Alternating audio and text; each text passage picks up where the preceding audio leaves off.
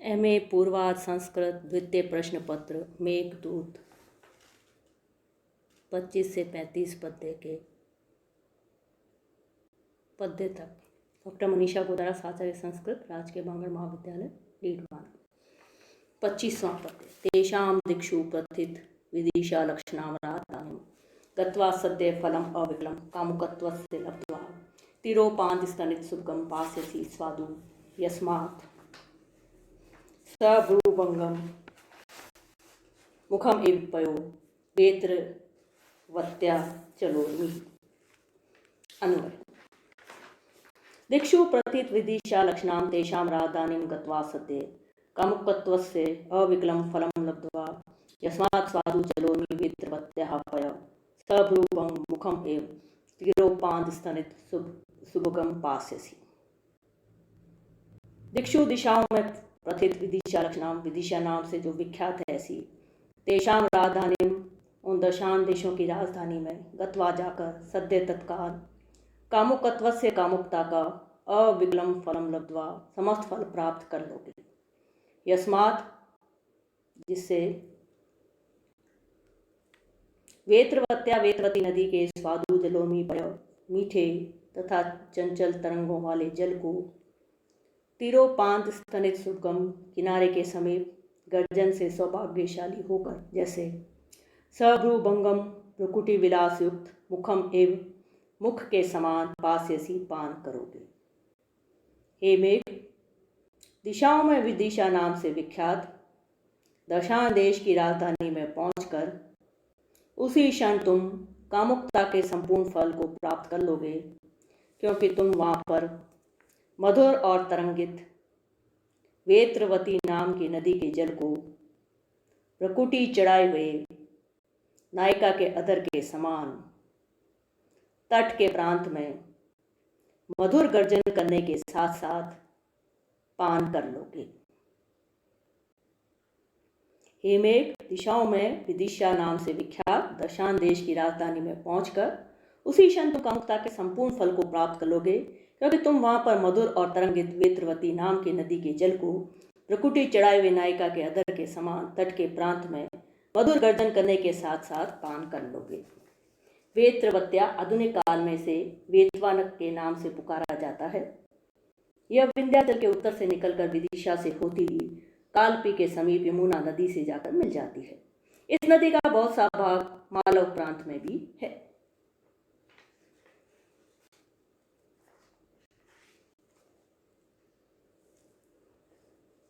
सैंतीसवां पद्य।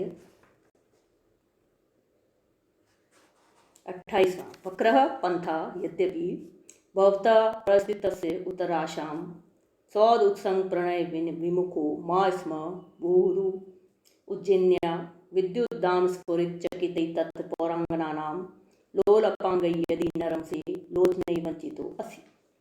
अन्वय। हे मेघ, उत्तराशां प्रस्थितस्य भवता पंथा यद्यपि वक्रः उज्जैन्या सोदुत्संग प्रणय विमुखो मा स्म भू तत्र विद्युद्दाम स्फुरित चकितै लोलपांगै पौरांगनानां लोचनै न रमसे यदि तर्हि वंचितो असि। उत्तराशां प्रस्थितस्य, उत्तर दिशा को जाते हुए, भवता आपका, पंथा मार्ग, यद्यपि वक्री टेढ़ा पड़ेगा, तथापि फिर भी उज्जैनी के सौद उत्संग प्रणय विमुख हो, महलों की अट्टालिकाओं के अनुराग से विमुख मा स्म भू नहीं होना। तत्र क्योंकि उस उज्जैनी में विद्युत दाम स्फुरित चकितई, बिजली की चमक से चकाचौंध हुए, पौरांगना नाम नागरिक स्त्रियों के लोल अपांगई चंचल कटाक्षों वाले लोचनई नेत्रों से यदि न रमते, यदि न खेले, तो वंचितों से ठगे गए। हे मेघ, उत्तर दिशा में अलकापुरी के लिए प्रस्थान करने वाले तुम्हारा मार्ग यद्यपि कुछ टेढ़ा पड़ेगा, किंतु उज्जैनी के भवनों के ऊर्ध्व भागों का परिचय करने से विमुख मत होना। वहां पर विद्युत के चमकने से भयभीत होने वाली चंचल कटाक्षों वाली पौरांगनाओं के नेत्रों से यदि कीड़ा न कर सके, तो तुम ठगे गए, अर्थात जीवन की सफलता न पा सके। हे मेघ, उत्तर दिशा में अलकापुरी के लिए प्रस्थान करने वाले तुम्हारा मार्ग यद्यपि कुछ टेढ़ा पड़ेगा, किंतु उज्जैनी के भवनों के ऊर्ध्व भागों का परिचय करने से विमुख मत होना। वहाँ पर विद्युत के चमकने से भयभीत होने वाली चंचल कटाक्षों वाली पौरामनाओं के नेत्रों से यदि क्रीड़ा नहीं कर सके तो तुम ठगे गए।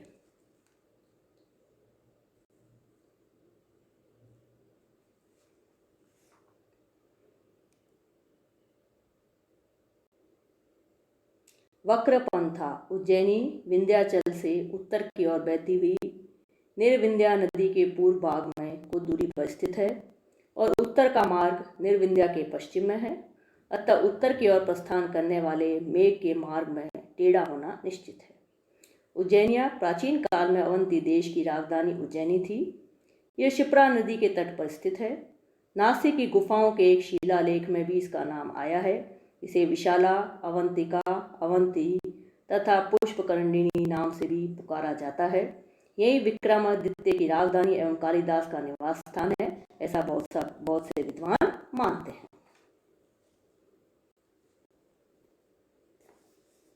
वेणीभूत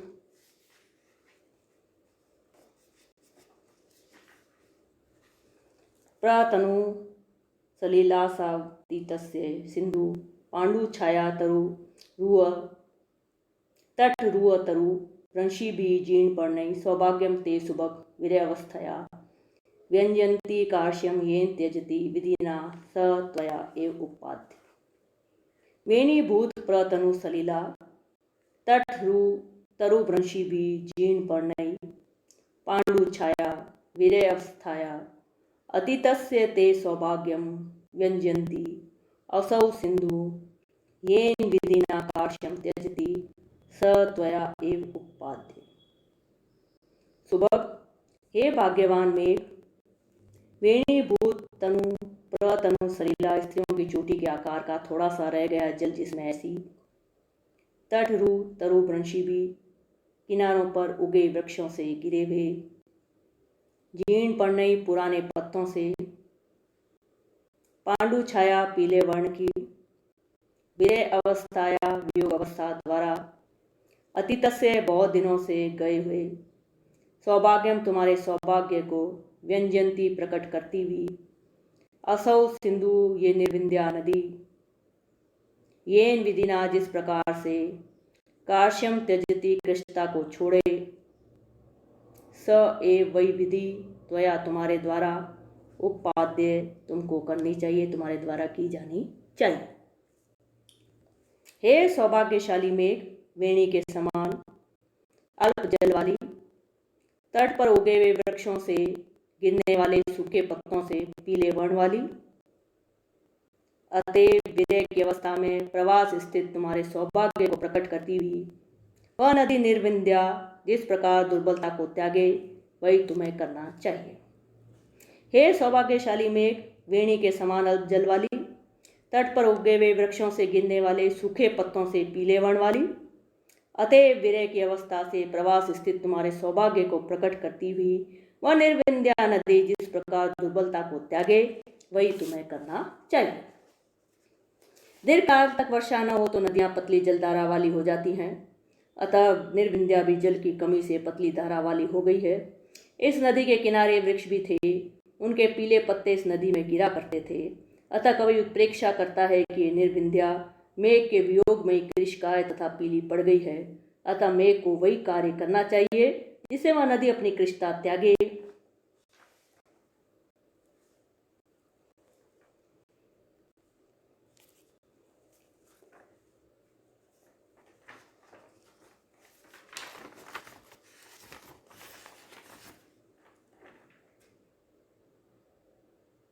प्राप्य अवंतिन उद्यन कथा कोविद ग्राम वृदान पूर्वोदिष्टाम अनुसार पुरीम श्री विशालां स्वल्पीभूते सुचरित फले स्वर्गिनां गाम गतान शेषे पुण्यरितमैव दिव कांति मंद मत खंडम एकम 31वां पद्य। अन्वय उदयन तथा कोविद ग्राम वृदान अवंतिन प्राप्य सुचरित फले स्वल्पीभूते गाम गतानां स्वर्गिनां शेषे पुण्यरितम एव कांति मत एकम दिवखंडम पूर्वोदिष्टाम श्री विशालां पुरीम अनुसर।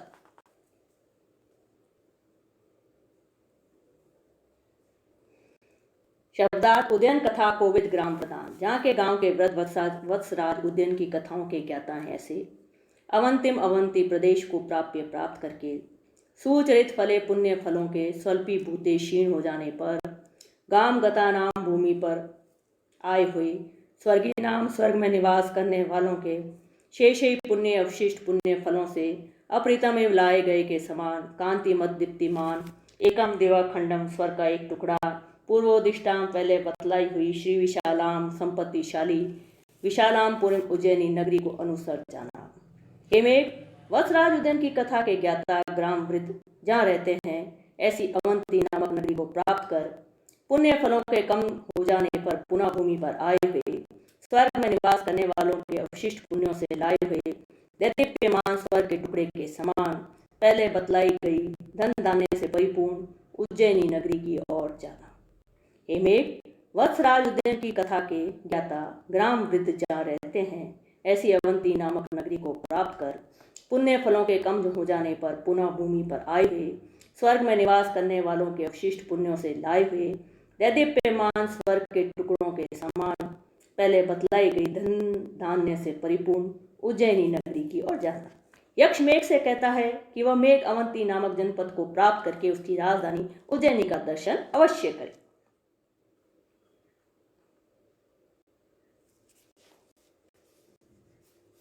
उदयन कथा कोविद ग्राम प्रदान। राजा उदयन तथा वासव दत्ता की कथा संस्कृति साहित्य में अत्यधिक प्रसिद्ध है। उदयन वत्सराज देश का राजा था। इसके मंत्री का नाम युगंधरायन था जो राजनीति में अत्यधिक निपुण एवं राजा का परम भक्त था। इस कथा के आधार पर महाकवि भास प्रणीत स्वप्न वासव दत्तम तथा प्रतिज्ञा युगंधरायम नाटक गुणाडय के वृत्त कथा तथा उनके आधार पर लिखी गई क्षेमेंद्र की वृत्त कथा मंजरी तथा सोमदेव कृत कथा सहित सागर में भी इस कथा को सविस्तार देखा जा सकता है। उदयन कथा वृतांत कथन से प्रतीत होता है कि उस समय तक ये कथा इतनी ही पुरानी हो पाई थी जिसे ग्राम के वृत्त सुनाया करते थे। उज्जैनी को ही विशाला भी कहते हैं। सुचरित फले स्वल्पी भूते वेदांत दर्शन के अनुसार शुभ कर्म करने वाले मनुष्य को स्वर्ग की प्राप्ति होती है और जब तक उसके पृथ्वी पर अर्जित पुण्य फल क्षीण नहीं हो जाते तब तक स्वर्ग में ही ऐश्वर्य का उपभोग करता रहता है। पुण्यों के क्षीण होने पर पुनः इसी कर्म भूमि पर आना पड़ता है। इस प्रकार ये स्पष्ट हो जाता है कि स्वर्ग लोक में पुण्यात्माओं के निवास करने की एक निश्चित अवधि होती है। स्वर्गी नाम गाम गता नाम कांति मत खंडम एकम। जो लोग स्वर्ग से पृथ्वी पर आए उनका पूर्ण रूपेण पुण्य क्षय नहीं हो पाया था।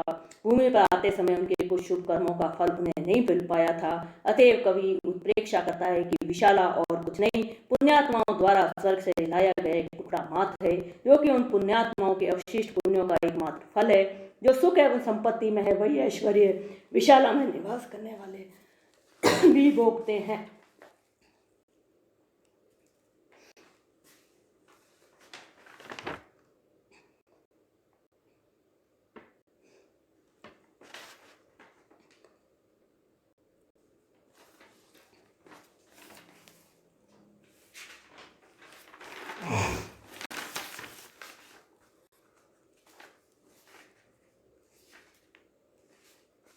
चौतीसवां पद्य। प्रदोतस्य प्रिय दुहितरम वत्सराजो अत्र जंवये हेमं तालद्रुम वनम अभूत अत्र तस्यैव राज्ञः अत्र उद्भ्रान्तः किल नलगिरि स्तंभम उत्पाट्य दर्पात् इति आगंतुन रम्यति जनो यत्र बंधुन अभिज्ञः। उज्जैनी के वृत्तांतों को जानने वाले लोग आगंतुक बंधुओं को वहां के पूर्व घटित वृत्तांतों को बताकर किस प्रकार मनोरंजन करते हैं इसका वर्णन है।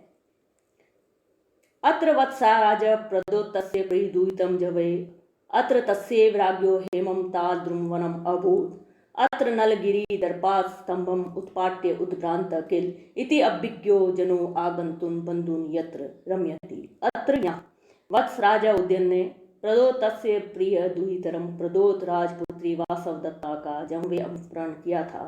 अत्र यहाँ पर तस्य एव राज्ञ उसी राजा प्रद्योत का हेमम स्वर्णमय ताम्र ताल द्रुम वनम ताड़ के वृक्षों का वन अभूत था।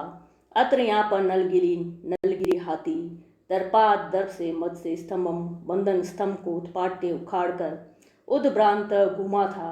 इति इस प्रकार की बातों से अभिज्ञो पूर्व कथाओं को जानने वाला पुरुष आगंतुक दूसरे देश से आए हुए बंधु बांधवों का यत्र जिस उज्जैनी में रमयंती मनोविनोद करता है। यहाँ पर उदयन ने उज्जैनी के महाराज प्रद्योत पुत्री वासव दत्ता का अपहरण किया था। यहाँ पर उन्हीं प्रद्योत का स्वर्णमय ताल वृक्षों का वन था। यहीं पर इंद्र प्रदत्त प्रद्योत का नलगिरी नामक हाथी मद के कारण बंधन स्तंभ को उखाड़ कर घूमा था। इस प्रकार इस कथा को जानने वाले व्यक्ति दूसरे देश से आए हुए बांधवों का मन बहलाते। यहाँ पर उदयन ने उज्जैनी के महाराज प्रद्योत पुत्री वासव दत्ता का अपहरण किया था। यहाँ पर उन्हीं का स्वर्णमय ताल वृक्षों का वन था। यहीं पर नलगिरी नामक हाथी मद के कारण बंधन स्तंभ को उखाड़ कर घूमा था। इस प्रकार इस कथा को जानने वाले व्यक्ति दूसरे देश से आए हुए बांधवों का मन बहलाते हैं।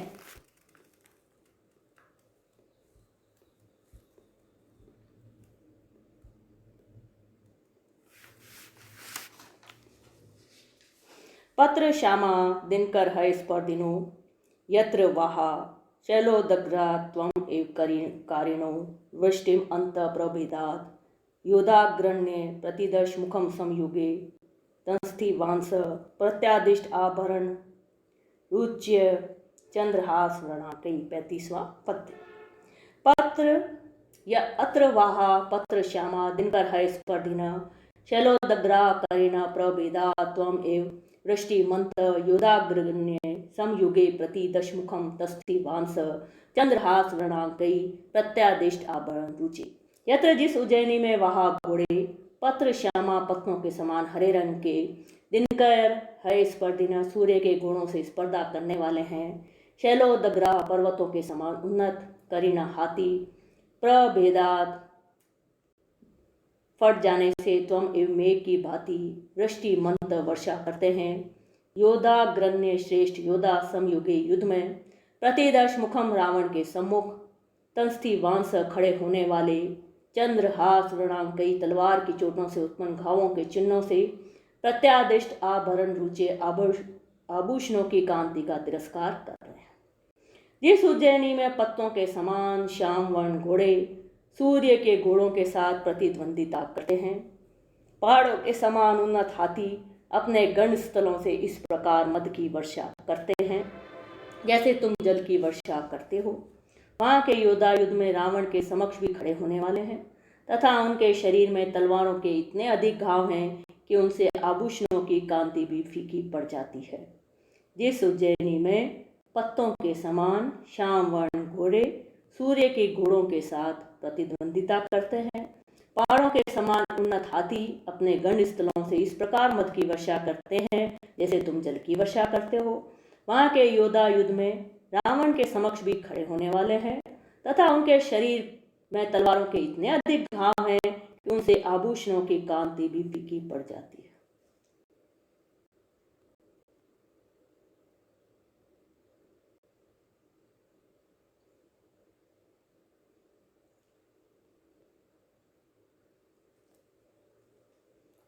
यहाँ पत्र श्यामा है स्पर्धिना शैलोदग्रा तथा स्वयं वृष्टि मंत्र में उपमा अलंकार है। सूर्य के 7 घोड़े माने गए जो हरे रंग के हैं। ये चलने में बड़े ही तेज माने जाते हैं।